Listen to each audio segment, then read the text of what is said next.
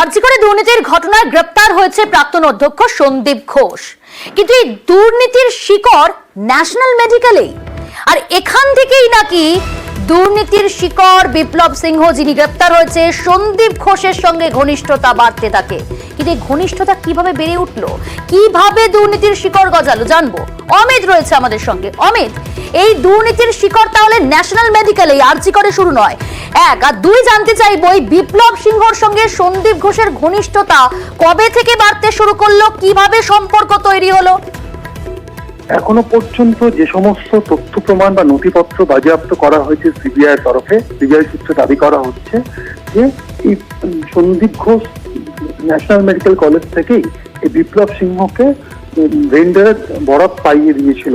এই তথ্য প্রমাণ সিবিআই হাতে এসছে। এবং জানিয়ে রাখবো যে যখন সন্দীপ ঘোষ মুর্শিদাবাদ মেডিকেল কলেজের অর্থোপেডিক বিভাগের বিভাগীয় প্রধান ছিলেন, সেই সময় বিপ্লব সিংহ মুর্শিদাবাদ মেডিকেল কলেজের ভেন্ডর হিসেবে কাজ করতেন। সেখান থেকেই তাদের পরিচয় এবং আস্তে আস্তে তাদের মধ্যে ঘনিষ্ঠতা বাড়তে থাকে। এরপর কলকাতায় বদলি হয়ে আসেন সন্দীপ ঘোষ। এমএসভিপি পরে অর্থাৎ সুপার হিসেবে তিনি ন্যাশনাল মেডিকেল কলেজে জয়েন করেন এবং সেখানে তিনি জয়েন করার পরে বিপ্লবকে বরাত পাইয়ে দিয়েছিলেন ন্যাশনাল মেডিকেল কলেজের মেডিকেল ইকুইপমেন্ট, মেডিকেল সামগ্রী সরবরাহের ক্ষেত্রে। এবং এরপরে আস্তে আস্তে দুজনের মধ্যে ঘনিষ্ঠতা বাড়তে থাকে এবং এই ঘনিষ্ঠতা যখন বাড়ছে, সেই সময় হাওড়ার আরো এক বাসিন্দা, যিনি হচ্ছে হাজরা মেডিকেলের মালিক বা কর্ণধার সুমন হাজরা, তার সাথে পরিচয় করিয়ে দেয়। এরপরেই সেখান থেকে অর্থাৎ ন্যাশনাল মেডিকেল কলেজে বসেই বিপ্লব, সন্দীপ এবং সুমন হাজরা কিন্তু কারসাজি শুরু হয়, এমনটা কিন্তু প্রাথমিকভাবে মনে করছেন সিবিআই আধিকারিকরা।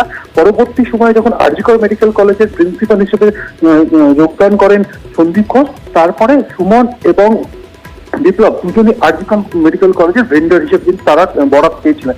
এই জায়গা থেকে সিবিআই কর্তারা মনে করছেন, যে সমস্ত নথি প্রমাণ তাদের সামনে এসছে বা তারা হাতে পেয়েছেন, তারা মনে করছেন যে এই দুর্নীতির শিকড় কার্যত ন্যাশনাল মেডিকেল কলেজ থেকে গজিয়ে উঠেছে, এমনটা কিন্তু তারা প্রাথমিকভাবে মনে করছেন। এবং সেই সম্পর্কিত বিভিন্ন নথিপত্র কিন্তু তারা পেয়েছেন, এমনটা কিন্তু সিবিআই সূত্রে দাবি। বেশ।